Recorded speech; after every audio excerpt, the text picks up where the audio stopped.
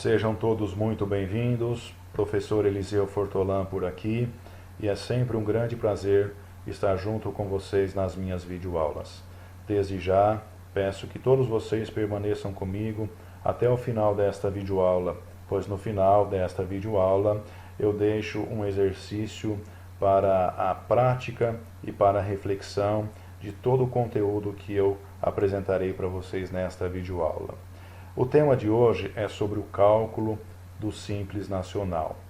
Quem ainda não tem contato com a área de gestão, a área de negócios, a área da contabilidade, da administração, talvez não conheça, mas o Simples Nacional é um regime tributário que compartilha a arrecadação, cobrança e fiscalização de tributos aplicáveis às micro e pequenas empresas, com a participação de todos os entes da federação. Além disso, esse regime tributário permite o recolhimento unificado dos tributos devidos pelas MEs e pelas EPPs. Toda esta videoaula está fundamentada na Lei Complementar 123 de 2006. Esta lei complementar estabelece normas gerais relativas ao tratamento diferenciado e favorecido a ser dispensado às micro e pequenas empresas, no âmbito dos poderes da União, dos Estados, do Distrito Federal e dos municípios, conforme o artigo 1º desta lei. Quanto ao enquadramento de ME ou EPP, o artigo 3º consagra que ME ou EPP é a sociedade empresária, a sociedade simples, a empresa individual de responsabilidade limitada e o empresário que, no caso da AME, tem a receita bruta anual igual ou inferior a R$360 mil, e no caso das EPPs, receita anual bruta superior a R$360 mil e igual ou inferior a R$4.800.000. Quanto à receita bruta, o artigo 3º diz o seguinte: a receita bruta, para fins do disposto no caput deste artigo, será o produto da venda de bens e serviços nas operações de conta própria, o preço dos serviços prestados e o resultado nas operações em conta alheia, não incluídas as vendas canceladas e os descontos incondicionais concedidos. Então, a base de cálculo para o Simples Nacional será a receita bruta, deduzidas as vendas canceladas e os descontos incondicionais. E quanto à receita bruta proporcional, é aquela quando o início das atividades ocorre durante o exercício social. O limite a que se refere ao caput desse artigo será proporcional ao número de meses em que a microempresa ou a empresa de pequeno porte houver exercido atividade, inclusive as frações mensais. Quanto ao recolhimento dos tributos, o artigo 13 diz que o Simples Nacional implica o recolhimento mensal mediante um único documento de arrecadação, que é o DAS, Documento de Arrecadação do Simples. E neste documento de arrecadação do Simples serão recolhidos os seguintes tributos: o imposto de renda da pessoa jurídica, o imposto do produto industrializado, a contribuição social sobre o lucro líquido, a COFINS, o PIS/PASEP, a contribuição previdenciária patronal, o ICMS e o ISS. Quanto às alíquotas, vamos observar que existem duas alíquotas. A primeira alíquota é a chamada alíquota nominal, que é a estabelecida nos anexos desta lei complementar, e depois nós temos que encontrar a alíquota efetiva para aplicá-la sobre a base de cálculo. Então o artigo 18 está bem claro. O valor devido mensalmente pela ME ou EPP será determinado mediante aplicação da alíquota efetiva, calculada a partir das alíquotas nominais, constantes das tabelas dos anexos 1 ao 5.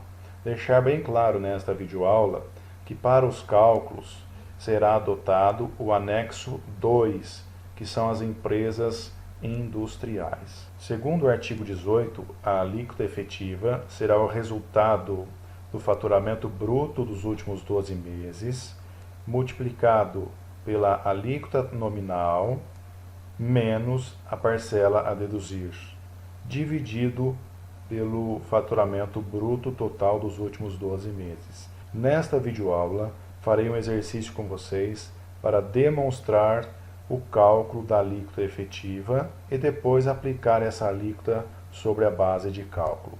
Vamos levar em consideração, então, que a empresa teve um faturamento bruto acumulado nos últimos 12 meses, no valor de 4 milhões de reais. E o faturamento do período de apuração é de 350 mil reais. Então, o primeiro passo é nós verificarmos em qual alíquota esta empresa será tributada. Perceba que esta faixa de alíquotas, ela se refere aos últimos 12 meses que antecedem ao período em que nós estamos calculando o Simples Nacional. Olhando para esta tabela, 4 milhões de reais se enquadra na sexta faixa, onde a alíquota nominal é 30%. E depois tem um valor a deduzir de R$ 720 reais. Então, a primeira coisa que nós vamos fazer é colocar os 4 milhões na fórmula, multiplicado pela alíquota nominal de 30%, menos o valor a deduzir, R$ 720 mil reais, dividido pelo faturamento bruto dos últimos 12 meses, 4 milhões de reais. Esta é a alíquota efetiva. A partir desta alíquota é que nós vamos calcular o Simples Nacional.